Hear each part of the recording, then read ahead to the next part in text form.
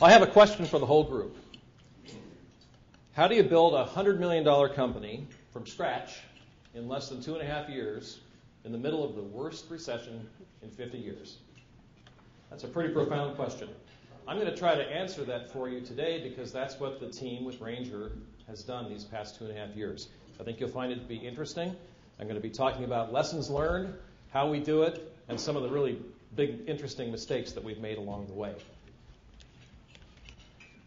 So today, the first question I'll answer is, what's the difference between Ranger Aerospace and Ranger International Services Group? I'm the founder of Ranger Aerospace. Think of it as the little private equity holding company in the sky that raises money and does deals. I'm also the CEO of Ranger International Services Group. It's the latest platform company that we're invested in and growing. We've been doing this for about 14 years now, so this is just the latest venture. It's not our first, and I can guarantee you it's certainly not our last. And we have 3 subsidiaries in this newest venture that are all in government technical services. CAV International, U.S. Logistics, Ranger TechWorks. Oh, and an interesting new little zinger called Ranger Sadia that we'll be announcing next week. So with that, before I start the presentation, I wanted to recognize and thank a few friends that are here from Greenville Tech and the Weitsch firm. I promised the Weitsch firm that since I'm going to be giving this presentation today, any forward-looking statements made by management are not necessarily representations of the company. Just thought I'd throw that in there, okay? Also, I'd like to thank Phil Yanoff, and I think we should give him a big round of applause because this is a fantastic gathering. Phil, we love you, man. So that we've got the gratuitous applause out of the way. Lori Kuhn, Mark Keegan, John Warner, the king of InnoVenture. Good to see you here. Mike Rigg, Paul Kumler, and other business partners. It's a privilege to be here. What I'm going to talk about today is a little bit of history and a whole lot of looking forward, and I'm going to stay completely on time. I promise to be riveting and quick about this, okay? If I fail to meet that expectation, just give me the sign like that. As I said, this is not our first rodeo. Ranger has been doing this since we started the company literally as a kitchen table idea. About March of 1997, Dial Soap Corporation asked me to be CEO of a collection of little aviation airport services companies. And I said, sounds to me like you want to hire me as window dressing so you can dress it up and sell it. So why don't you just sell it to me? Of course, I didn't have any money, and I didn't know what I was doing. But 13 months later, we bought that company from Dial Soap. Dial Soap had been Greyhound in a previous iteration, and they forgot to divest that one little last transportation piece. So we bought ASIG, and that was a very big success. We built it up to thousands of people, literally from a kitchen table startup with no capital. And we won that auction as the lowest bidder. I'll tell you about that after lunch. Over the years, we've done a number of ventures. There's all the logos of crazy things we've done, and the headlines are, we have a repeatable business model. We've got a great core team of people with folks like Bill McClendon, my partner there on the cover of Greenville Business Magazine, #1 in his class from the Air Force Academy and a Rhodes Scholar. Okay, we've had very good operational successes, really interesting financial successes, and we're going to keep doing this. We've created thousands of jobs over the years. It's gone very well, and our latest platform is going well too. Let me give you a couple of examples of things we've done in the past that we hope to repeat in the future. The first example that I'll get to will be Keystone Helicopter and ASIG, but a lot of people ask me, well, how do you really do this? And I have to tell you, there's really no secret to what we do. We follow a proven pattern of behavior. You can read all about it in a very interesting, excellent book called Good to Great. I know it sounds corny, but if you go into a new company, co-author a business plan with the people that you're going to be working with for the next few years, and then execute methodically and relentlessly on that business plan, steadily building value, focusing on quality and other core values, marketing like mad dogs, and taking really good care of your people and your customers, it's sort of magic. After a couple of 3 years of that, it gets traction, it starts building sales momentum, it starts building profit momentum, and ultimately it results in a company that is strategically a lot more valuable than when you started. The other trick that I will share with you, and please don't repeat this outside this room, but one of the mantras that we follow at Ranger on the beginning of this type of value building process is never overpay. I'll repeat that. Never overpay. At the conclusion of today's meeting, if you wish, I'll actually walk through, if there's some time, about the methodology that we use when we buy companies. But we start with, if you're looking for 10 times earnings, call Houlihan Lokey or Goldman Sachs or somebody else. But if you're looking for working with us for the next few years, we can do 5 times earnings plus an earnout plus stock in the holding company. And it works out really well for everybody if it goes well. So let me give you a couple of examples that went really well. The first is Keystone Helicopter. We started that venture, oh my goodness, it was a 50-year-old family-held company doing $40 million a year, and it had been flatlined at $40 million a year for 10 years. We showed up, and the 90-year-old founder asked me, "What are you going to do with my family's company?" And I said, "Sir, I think this is a $200 million enterprise waiting to happen." You could have heard a pin drop, almost like here right now. Well, we did a lot of things with that company. We did all the things that you saw in the previous chart about building it up, working to core values, working to a disciplined business plan, taking really good care of the people. Well, if you look at the measurable results, we built that $40 million company up in 48 months to $132 million and sold it to United Technologies. We invested $18.75 million on the beginning. It was divested for $95 million. Now, I'm not a financier, but they tell me that worked out pretty well all the way around. All those employees stayed there through that process. The core leadership team of that company stayed there through that process. Only 3 Ranger guys showed up and embedded for 4.5 years. The investment returns were through the roof. The operational success was fantastic, and we even built the largest helicopter center in North America called the Keystone Heliplex. If you're ever near Philadelphia, it's worth a side trip to go see it. It's just amazing. So that was a good success, and we followed those same practices and behaviors with that venture.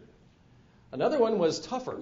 How do you do a venture capital type investment in a blue collar, kind of grungy industry segment? You know, the next time you fly on an airplane, look out the window at all that stuff going on around and under the wing. All those little companies out there doing stuff. You know, they're throwing bags, they're fueling, they're handling things, they're moving little apparatus around the airport. Well, that's actually a very large industry. And at the time that we entered that industry, it was still highly fragmented. So we bought 7 different companies from Dial Soap, conglomerated them into a single brand called ASIG, and we built it up. We more than doubled the company. We more than doubled profits. We built it up to 4,250 people at 56 airports in North America and Western Europe. And we sold it to a gigantic British conglomerate, our #1 competitor, by the way, exactly 60 days before September 11th. So it was a very fortuitous venture. Thankfully, we sold it to a multi-billion-sized conglomerate. They weathered the storm. Today, ASIG has 8,000 people. That's a very good success story. I guess one of the lessons learned there is, kind of know when to hold them, know when to fold them. And we had an offer for Keystone a year before we sold it that was a very, very strong offer from a strategic buyer, but we thought it was too soon, so we held for a while. And then a year later, we sold it to United Technologies that owns Sikorsky Helicopter for a huge premium. In the case of ASIG, had we held that company 61 more days, I would have presided over an extremely fast and very messy bankruptcy because of September 11th. And all those thousands of people would have lost their jobs because, frankly, we were leveraged up to my eyeballs on that one. So worked out okay in both directions. When to hold, when to fold. Today, we're an interesting company. We bought really good companies to start with. We paid well for those companies, but not overpaid. One of the companies we bought was already on the Inc. 5000. And so we put it together just 24 months ago. We were just a $22 million company. The first acquisition was a small airfield services company called CAV. And if you fast forward to today, I think, depending on the fair winds and the creek rising a little bit, I think we'll probably close this year at about 110 to 120 million of revenues, record high profitability, and record high backlogs. So from a modest beginning just 24 months ago, we've invested aggressively to make not 1 but 3 subsidiaries now into an enterprise that strategic folks around the industry are thinking is a pretty hot outfit. So I'll tell you a little bit more about it. You can't read many of the words on that chart, so I'll simply say this. We've built new competitive advantages in companies that needed a little bit of help. They came to us for capital, management, marketing, infrastructure, and a path forward. And we gave them that without breaking much glass in the process. That's another hallmark or trademark, if you will. when you buy a company, you buy the right to change it and improve it, but you don't buy the right to mess it up. We've all seen, bean counters ruin perfectly good enterprises. From our point of view, the right thing to do is to go in there and engage and be a partner and a peer, make a lot of good stuff happen, but don't measure your net worth by how many bodies you can stack up in the front yard. Don't leave blood in the hallways and broken glass all up and down the offices. So we take the approach that says, let's be principled leaders about what we're doing. Let's drive to a quality-centered strategy. Let's make it clear to everybody what we're doing. Let's make our business plan open book, okay? Share the secret plan with everybody. And you get everybody engaged that way, and everybody starts moving in the same direction. It's actually kind of exciting. You can tell I love what we do, and the results have been just, quite frankly, very positive. Let me show you where we do it.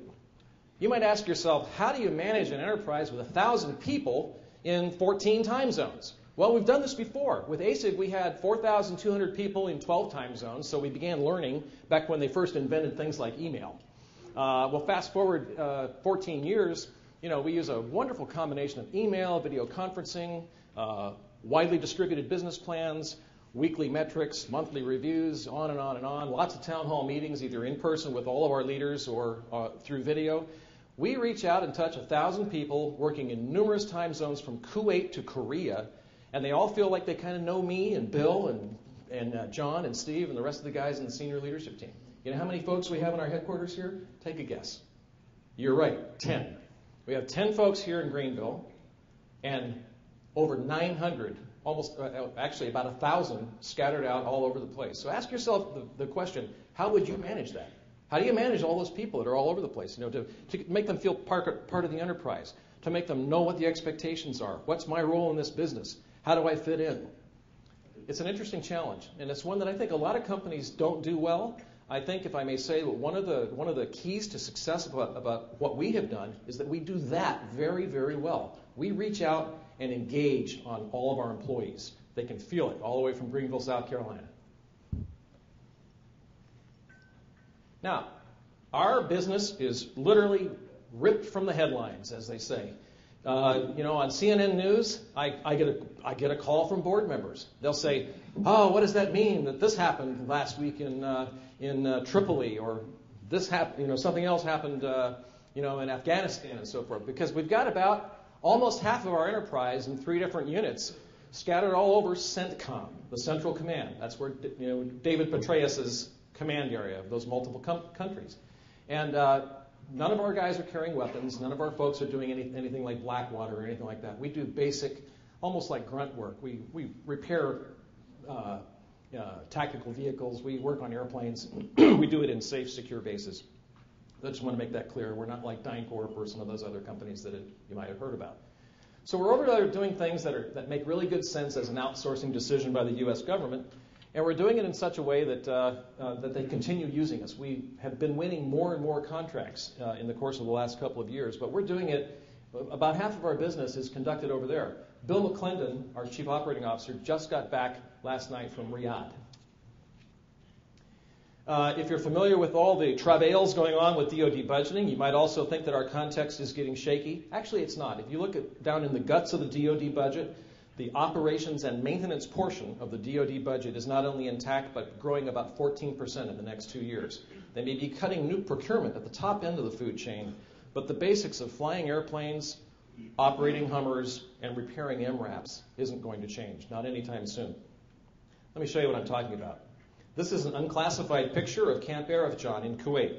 There are right now in the DoD Reset Pipeline, that means fix it up and make it like new, there are 272,000 units of work choking the depots of the United States right now as we speak. There are 465,000 units still deployed tactically. So just think about that.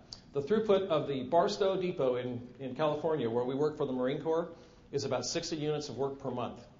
Do the math. It's about an 8 to 10 year exercise to repair what we've been wearing out so quickly, and there's not enough money in the world for Congress to buy all new.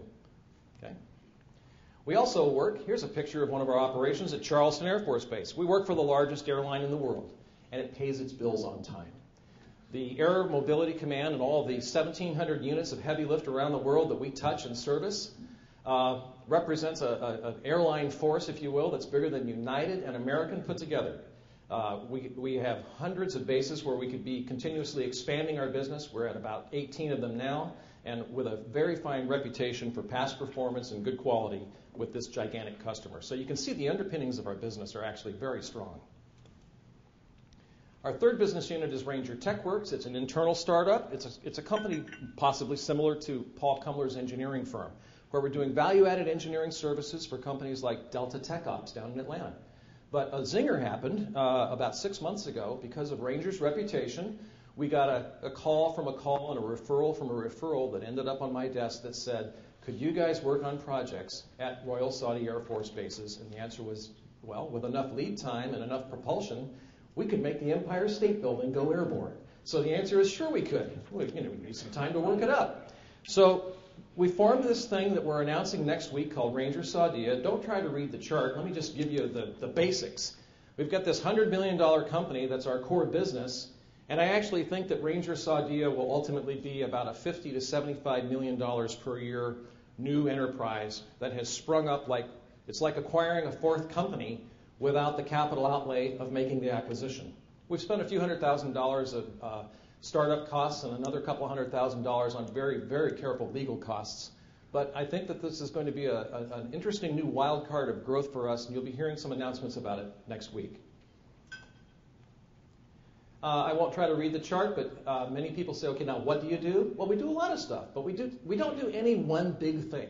When we show up at a company and say, hi, we're the new guys from Ranger, we don't fire one silver bullet and solve all the strategic problems. We don't do that at all. That's terribly disruptive.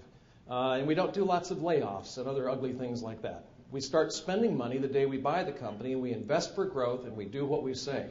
But we do a lot of little things. Lots and lots and lots of little things. Lots of initiatives. Lots of quality improvements. Lots of people improvements. And, if you do a lot of things and you just keep after it and after it and after it, after a while you get sort of a flywheel momentum going. It takes about 2 or 3 years of that type of incremental improvement. But once the momentum factor kicks in and the traction gains, you see enterprises that go into accelerated growth. That's the really exciting part for me. I'm going to skip past value drivers because the chart's hard to read. But I think what you've heard in my presentation today is it's pretty transparent what we do. We're trying to build value, we're trying to build a better enterprise, and we're trying to do it in a way that's correct and right if you work for us. We don't want to be the evil people that showed up and, bought your company. So the secret plan is easy to figure out. If you were the Wall Street Journal or Greenville Business Magazine, you'd say, okay, Steve, what are you really going to do with this thing?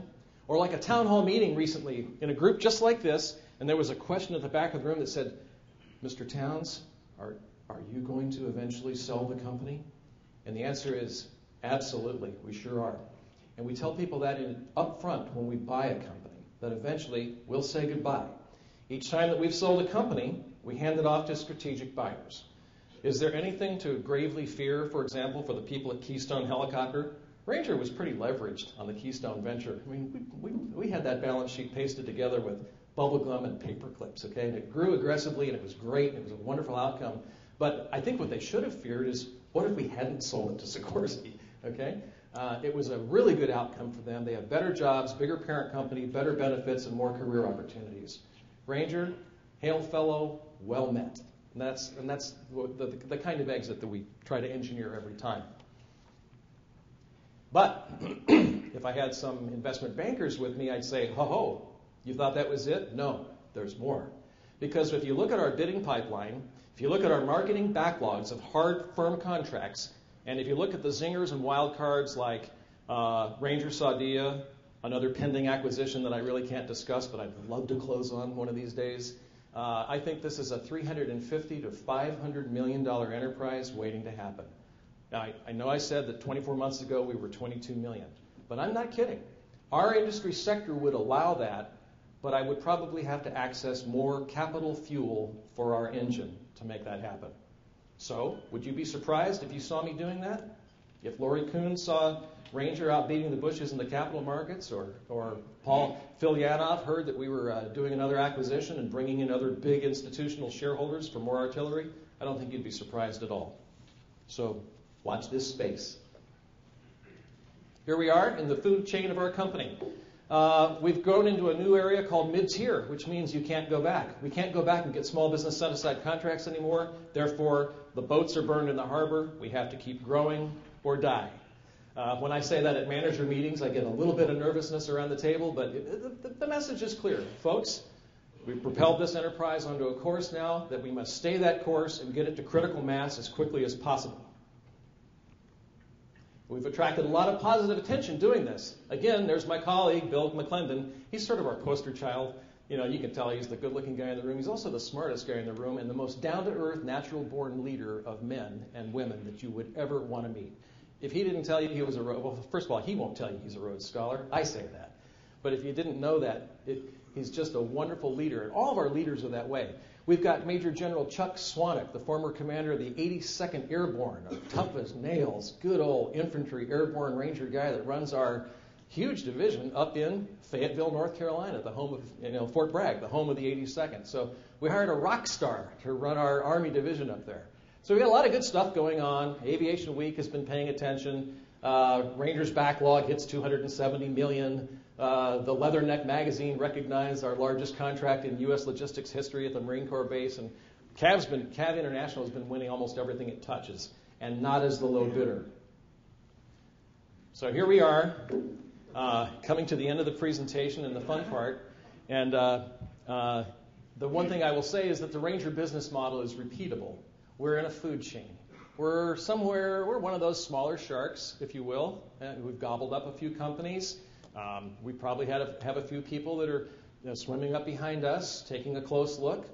I predict fearlessly that someday Ranger International Services Group will be sold to a strategic buyer, and the enterprise that I've just described today will continue to grow and prosper on the course that we've set for it, just like I've talked about today. And then a few of us, as usual, will get fired at the closing table, say goodbye, hail fellow, well met, we'll dust off and go do it again. So now I would like to ask you a challenging question. I brought with me my elevator pitch, which is written on the back of my business card. And what I'd like to do is I'll give you my elevator pitch as a way of concluding, and then I'll ask one person in the room that Phil Yanoff selects to get up and give your elevator pitch from where you're sitting. So in the way of wrapping up, would you like to invest in Ranger's next venture? Let me tell you a little bit about it. We've got a terrific 14-year track record, strong management. We play in growing industry segments where the opportunity for continued growth, both organic and acquisitive, is very real. Our track record of past performance includes superior operational results and even higher financial results. And we're in the process right now of building a new enterprise. Our first acquisition is already identified. The management team will put in the first $3 million of cash. Would you please join us as an institutional partner? We'd really be honored if you would. How'd that go? All right? Not bad. All right. I wasn't looking for applause on that. I just thought that, you ought to be able to do that. They talk about elevator pitches. The ground rules on an elevator pitch are, can you say it in less than 1 minute?